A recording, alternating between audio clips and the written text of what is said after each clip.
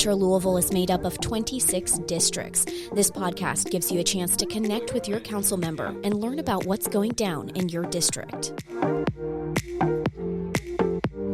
Welcome to today's episode of the District Download. I'm Kyle Etheridge, and today we'll be joined by 3 Metro Council members who will be talking with 3 JCPS schools to hear their ideas on solutions to community-wide issues. First, I'd like to welcome our podcast hosts, Council members Betsy Ruhe, Philip Baker, and Kumar Rashad. Welcome, and thanks for joining us. Thank you. Thank you for having us like always. Yes, Thank you for giving us this opportunity. Absolutely. Before we get started, could each of you share what district you represent and a little bit about your district? Let's start with Councilwoman Betsy Ruhe. Okay, I represent District 21, which includes the Southern Parkway area and a large piece of Preston Highway. It also has the airport and the fairgrounds. And I represent the illustrious District 6, where we have notable areas as Park Hill, Paristown Point. We have Old Louisville. We have a lot of the colleges, Simmons, Spalding, and of course U of L. And we have some of Algonquin area and some of West Louisville till about 22nd. All right. I'm Councilman Kumar Rashad. I'm District 3. And my area also includes part of Park Hill, some of the Taylor Berry neighborhood, Hallmark neighborhood, and of course, most notably, Lively Shavely. Now let's welcome the first guest, Matthew Kaufman. He's the co-founder of Justice Now that created Justice Fest. Welcome, and thanks for developing such a cool program for youth in Louisville. I'll turn it over to the host to learn more about it. Okay, so Matt, what is Justice Fest and how was it created? So Justice Fest is an event where the work from Justice Now goes from the classroom to the community. The idea of it was created in the summer of 2020. And Nairi Clayton Taylor and myself, alongside Ashley Lamb Sinclair, all Kentucky Teachers of the Year, got together and tried to dream up something that married social justice and deeper learning. Aldwin Helton was good enough to get us in the room with Dr. Polio, and we were able to pitch what we wanted to do with Justice Now, where we marry deeper learning and we marry social justice together, and that we know our kids are our future, but they're also our now, and they're on the front lines of every single thing happening in our community, and they're experts. They have all kinds of funds of knowledge, and that lived experience is expertise. So with that, we're also looking at this is another way to learn where it's not a standardized test or a grade, but it's real life practical learning to create change. And so students identify some kind of injustice or inequity. They develop a project around it. They show qualitative and quantitative evidence this issue exists. They get as far as they can on it. And they present a Justice Fest that the Kentucky Derby Festival Foundation adopted for us and runs it for us. And that's where kids present to stakeholders that we recruit for them to request funds, expertise, connections, anything they can and everything they can to move their project forward to create the impact they want to. It's a wonderful program, and I love that it gives students a voice and a chance to make a change in their community. How long is the program as Justice Fest actually run? So Justice Fest is the event that Yes. KDF runs. Justice Now is the program. Okay. And so Justice Now, so we started pitching it and planning it in the summer of 2020. And so part of it was born out of the protest for justice for Breonna Taylor. And our kids, we know, learned a lot that summer. There's this talk of learning loss after COVID and we were outside, but they were learning all kinds of things. And they were learning that systems aren't always designed for them. Sometimes they're designed against them. And they've inherited all kinds of issues of systemic injustice and climate change. And they saw they had power to create change and to organize. And so as teachers, we know if a kid's going to learn something and be engaged, it's got to be relevant to them. It's got to be meaningful to them. And so we birthed the mission of Justice Now to empower students to be the change as we make Louisville our classroom and justice our curriculum. And to really strive to empower them to ask the tough questions, to dive into deep research, do that action research, learn from experts, synthesize your material, create an interdependent community where you can all be leaders and get as far as you can on this work. It was also motivated by the Aspen Challenge, and that was a competition, and it was beautiful, and it allowed us to tackle huge problems. But instead of it being a competition, I wanted to recognize that we all got, greater enemies. Poverty is an enemy, climate change is an enemy, racism is an enemy, and we can all come to build a better world.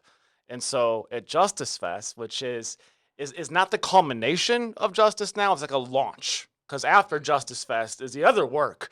You have to connect all the commitments you got from those panelists, from those legislators, from those funders, from those connectors and experts to the students, and then they continue to do that work, and it never ends. It's a campaign. And that's how the Young Prodigies got the Crown Act passed in Louisville. That's how the Future Ancestors launched the Race for Justice. That's how the students of Marion C. Moore and so many other schools launched the play Threads of Our History, Where We Intertwine, that started Actors Theater. These projects are bigger than us, and we all have that thirst to be part of a mission or a community bigger than us. And so this is for leadership capacity for students, leadership capacity for teachers, and an opportunity for community to really work with students to create that better world. Thank you. How are schools selected to be a part of such, what you're doing with these kids are great. How can schools be a part? So there's going to be an application process. We're going to be putting stuff out on JCPS where they'll be able to apply to be in. This year we hosted 25 schools, and so 25 schools is our limit.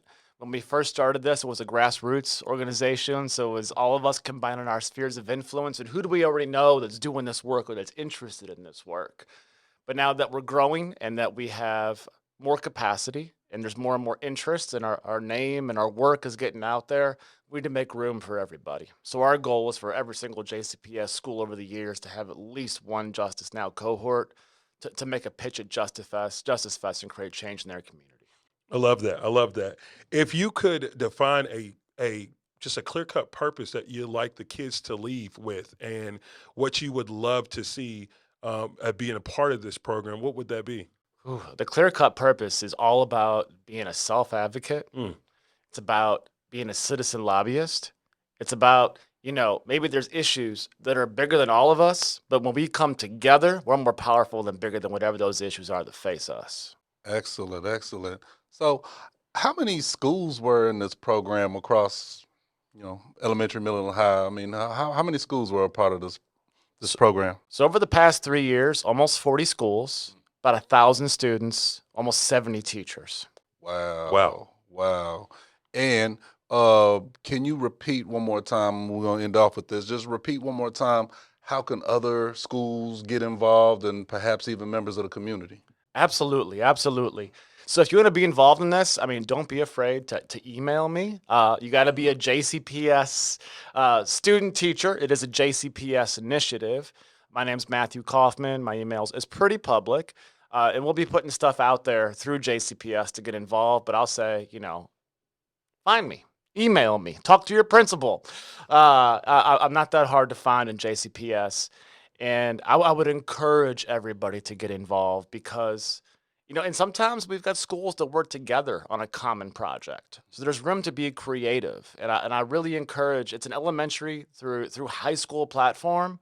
So to get creative, who you want to partner with, who you want to collaborate with, define a big mission. What's that issue you want your students to address? And what I can promise you is they will rise to the occasion. Man, we just definitely want to thank you absolutely for your time. The work that you're doing is, definitely going to influence a lot of decisions that we make and just really just impact our community in a big way. I definitely appreciate the work that you've been doing on a personal level, professional level, and just bringing this program to the community. So thank you for that. Thank you. Yes, thank you. Your passion shows why you were Teacher of the Year. Thank you, council members. Thank you for allowing our kids to be here, giving them a bigger platform, and trusting them that they are our future and our now. Now we're going to hear from 3 JCPS schools. Each council member will talk with a specific school to share the issue they tackled and solutions the students have come up to address it. Now I'll turn it over to you, Councilwoman Ruhe. Okay. Thank you, ladies. You all are from Liberty High School, and I know we met with Dr. Shanklin and got some support for your project. So can you guys start by introducing yourselves? Hi, my name is Maya Jackson. I'm a senior at Liberty High School, and I'm interested in acting, and I am like directing and the leader of like the arts department of our project, basically. So. Hello, my name is Ariana Chambers. I am also a senior at Liberty High School. I'm actually interested in therapy, but more specifically, art therapy, more for kids, but adults too. Very good. Thank you. So where is your school located? Gilmore Lane, kind of like in the Newburgh area. Okay, thank you. And what's your project called? Our project is called Leaders of Today. Community center. So yeah. Okay. And what's the issue you tackled? We tackle a handful of issues with this one community center. We wanted something with like expanded opportunities and like services for youth in our city and community. Okay, and why did you choose this topic? I feel like it's a lack of structure in the city. Not even really just structure, like kids finding the right way or having help finding the right way, more needing to have to find their own way on their own. Okay, very good. And what was the solution that you guys came up with? Our solution was that all of us could combine all of our thoughts and interests to share our interest and give it to youth around the city. So we're working on,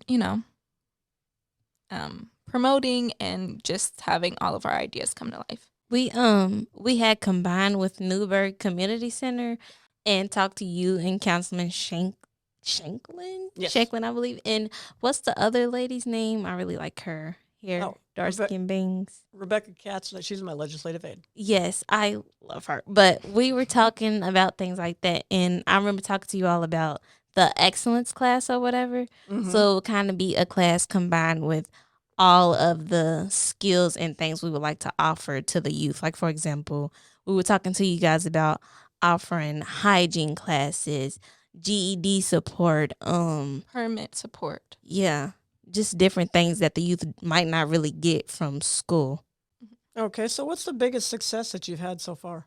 I would say reaching out to the community center and actually getting to talk to the councilwoman. That was a really big leap for me, just to understand that people are actually looking at us. Like, we're not just wasting our time with this idea. Like, we actually got people wanting to invest in us as long as we got the proper foundation and blueprint. I think as soon as we got into that room at Justice Fest and the pitch, and people were like, oh my God, like, I love your idea, and actually having us like think about what are our next steps, and people want to talk to you, that's very beneficial for us.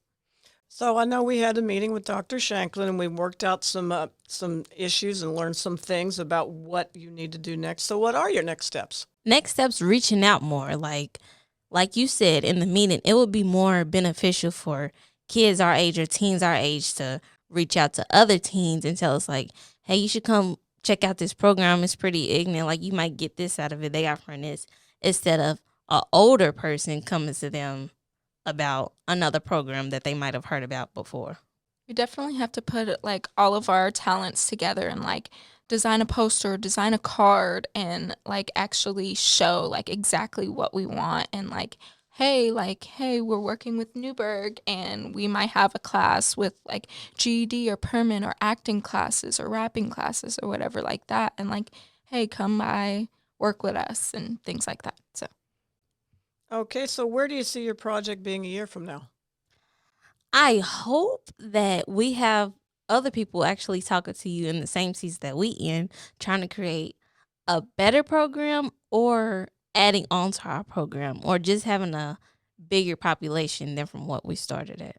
And hopefully to make a difference, of course.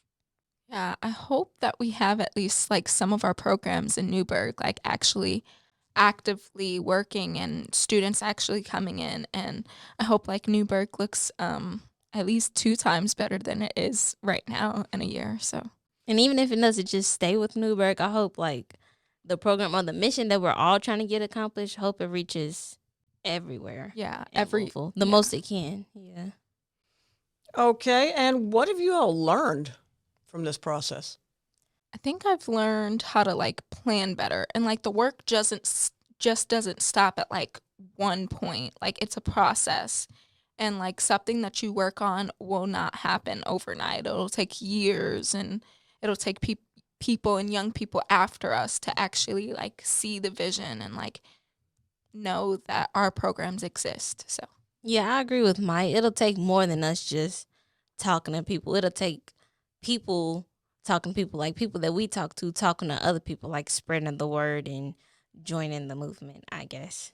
I also believe. I'm sorry. Oh, you're good. Go I ahead. also believe that there was a lady, a librarian from Beachmont, and she came to our Justice Fest, and she said that she wanted the 6 people on the panel to work at Newburgh and like, you know, actually like be there and monitor our programs. And I think that that's where we should be also in like a year or two. And this isn't just some random idea we come up with. Like, we're combining with Newburgh, but we're also coming with our own team, like Yeah.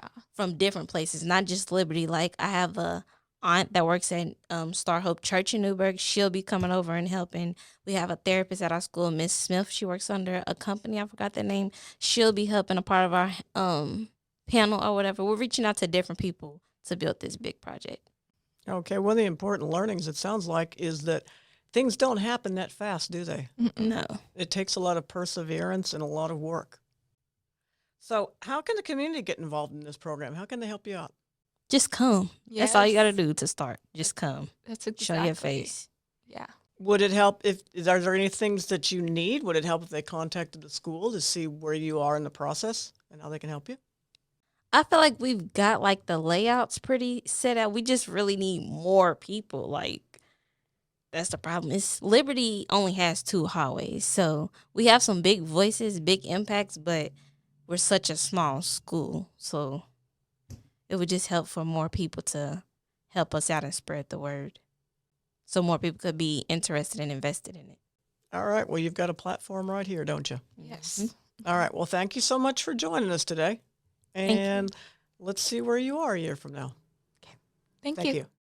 So I am Councilman Baker, and we are joined here with some illustrious sophomores from Western High School. So what we're going to do is we're going to take a second.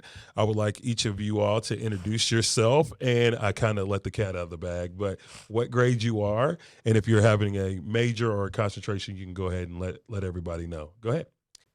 My name is Yasmina. I'm a sophomore from Western High. All right. My name is Wayne, and I'm a sophomore at Western High School.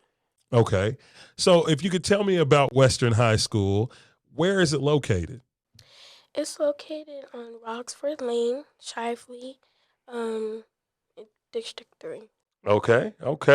Councilman Rashad's district. What do you like about Western High School?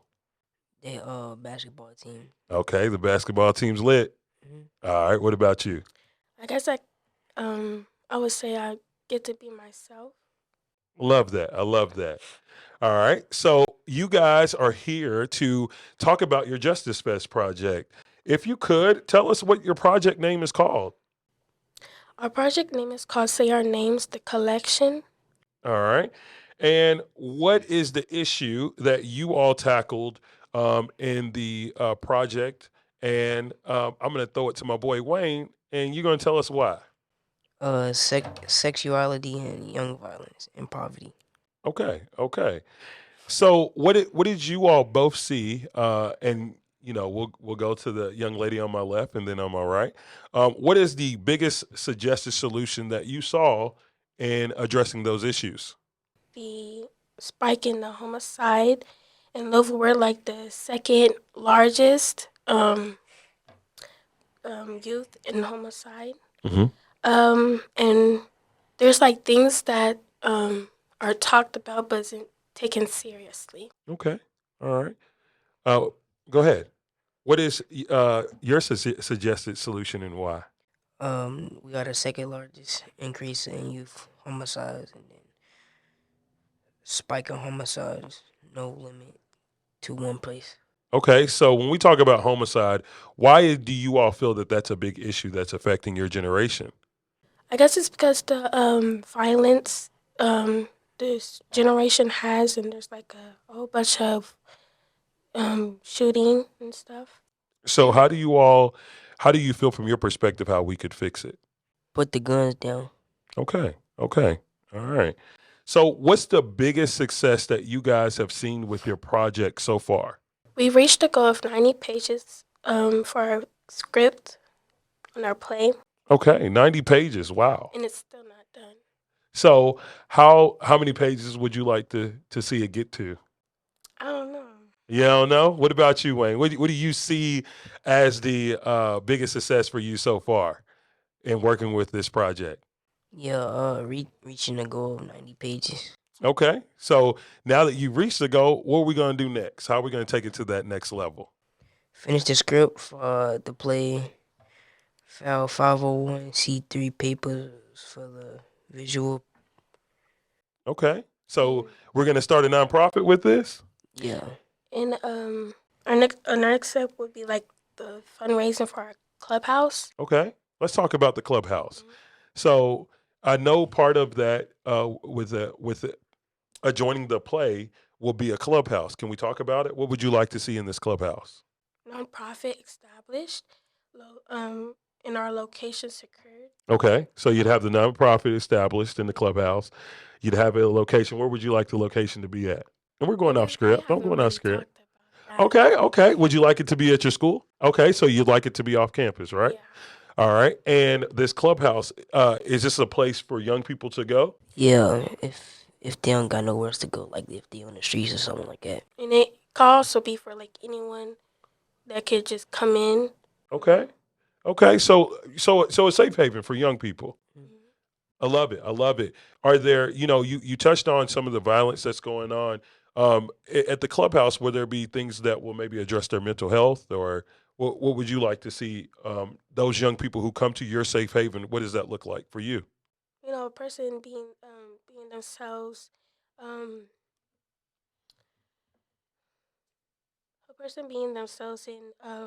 trying to find themselves. Love it. Love it. What about you, Wayne? We also got like showers Okay. for the people that don't have it at home, and then we gonna have like beds and stuff. Okay.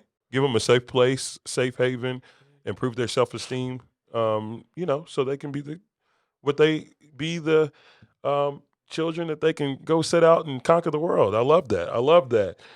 What do you see your project being 1 year from now? If it was a perfect world, what would you love to see this project be a year from today? For our play, we would like to have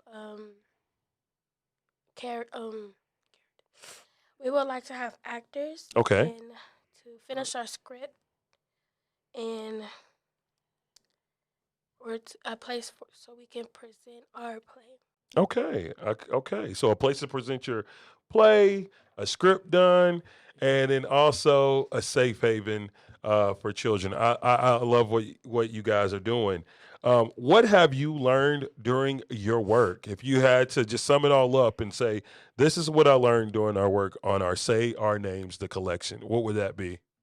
That there are struggles in life that can be handled. Love it. Okay. What about you, Wayne? Work together throughout the struggles that we have been going through. I love that. I love that.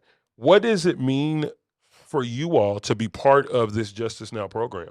What it means to me is that I get to support the people that doesn't have the chance to speak for themselves. It means a lot because Brianna went to our school and graduated from our school, and people don't talk about her a lot. And when you say Brianna, who are you referring to? Brianna Taylor. I love that. If you had a quick pitch to those who are listening or watching, what would that look like? How can the community get involved with such a phenomenal program and an idea that you guys are developing? How can the community help you all? They can donate to our website is www.sayournames.com. All right, you guys say that loud and proud for the people in the back. Say that again. Y'all can donate to www.sayournames.com. Okay. What about you? If you had an ask, what would that be? How can we get involved and help? Spread the word. Spread the word. What about you? How would you feel? To give us talents or skills. Okay. So invest their talents and skills. Okay. Well, what you guys are doing is phenomenal. Please continue on this course. All right. Continue to be civically involved. Continue to give those who don't have a voice, and continue to advocate for each other, including me. I'm not in this position if it weren't for other people who helped along the way. So continue to have that selfless heart and that selfless spirit that you guys are possessing. It speaks volumes to the type of young people you are. So I, Councilman Baker, am extremely proud to see two young people in our community doing the work that you all are doing. I wish you well with this project. And if you are out there, please support these students with their Say Our Name podcast. Again, what is that website? www.sayournames.com. All right. But thank you again from the bottom of my heart for coming by. We wish you well. We know that you guys are going to do great. You guys are going to do so wonderful, and continue to just keep that same spirit you have. And I wish you well for the remaining of your high school years. Enjoy it. Thank you. No problem. Thank you. All right, I'm Councilman Kumar Rashad, District 3, and today I have the pleasure of introducing to you Elijah Rayleigh from W.E.B. Du Bois Academy. W.E.B. Du Bois is part of the Justice Now group, and then Justice Fest, they are doing a project called Arbor Apartheid. So I'm going to let him explain that, but I'm going to start off by saying, Elijah, how you doing? Oh, I'm doing just fine. I'm glad to be here. Oh, good. Well, we're glad to have you here. Just tell us a little bit about yourself. What school you at? What grade you in? Like I said, my name is Elijah. I'm in 7th grade. W.E.B. Du Bois on East Indian Trail. I'm actually the 7th grade class president. All right. You got a lot of things going on, and that's excellent. So let's go back to your project name again. It's Arbor Apartheid. Arbor Apartheid. And what is Arbor Apartheid? Well, it's this little project we've been trying to work on. We're trying to tackle the issue of lack of trees in redlined areas, because if you can see in more well-off areas, you'll see all this foliage, greenery, but once we move down, we can see a significant less amount of trees, and this can pose a multifaceted problem from stress, crime rates, and even heat-related deaths. So, yeah, you mentioned some heavy topics, and these are real issues in our community. What are your suggested solutions? Well, already we've been trying to plant trees in these areas. We've already, by looking at some charts, we've already pinpointed some areas specifically that we've seen have a significant amount of heat that are rising over the years. Yes. And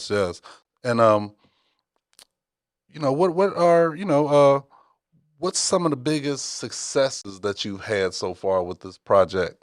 Well, I mean, we haven't really started planting the trees yet, but funding-wise, we've already gotten 30 out of the 50 trees we want, so already incredibly close with that, and already around $1,000 donated to our cause. So I'd say that's a pretty big success.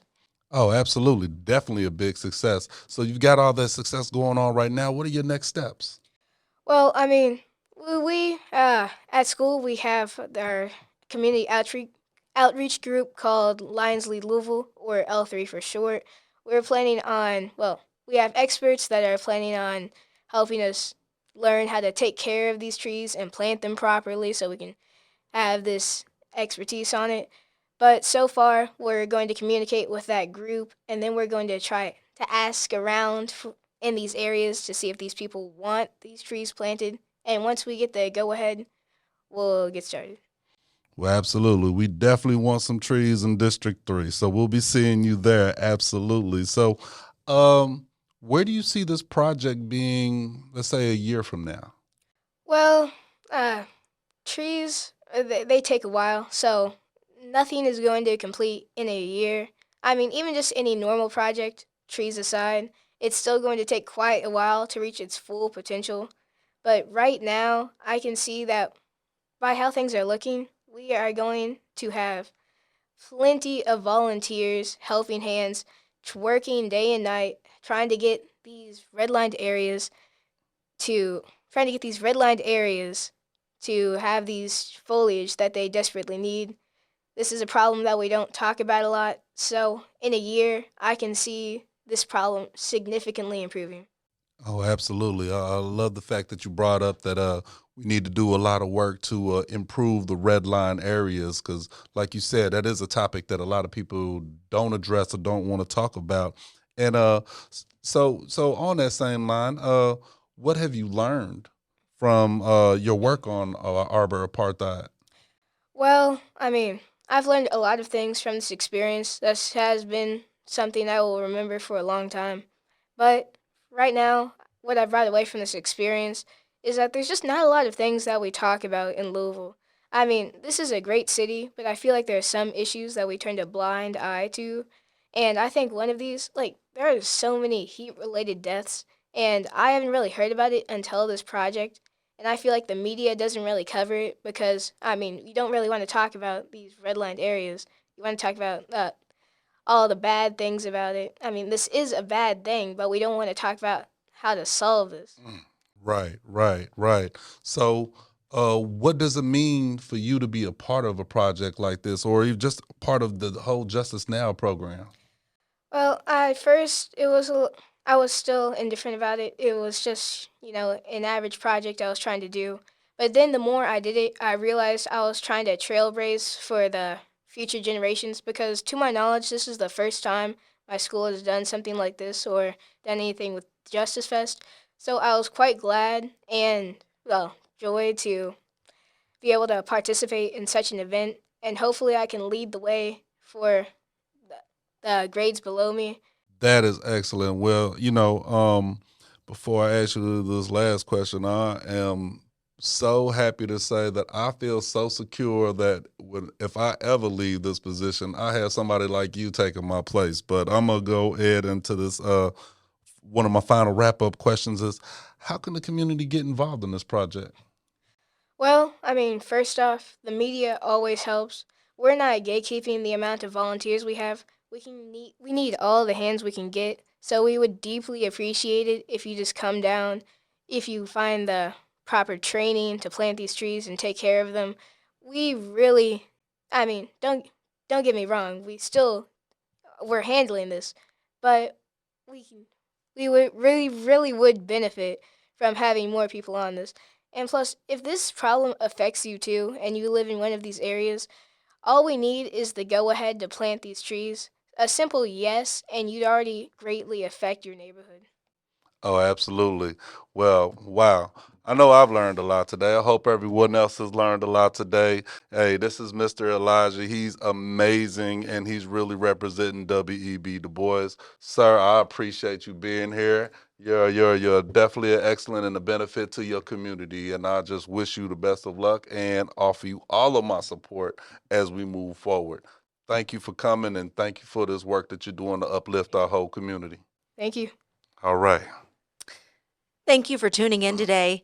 More information on how to get involved with any of these projects will be posted on the Louisville Metro Council Democratic Caucus Facebook and Instagram pages. We'll be back on Tuesday, April the 18th for a discussion with EMA Director Jody Myman. Until next time.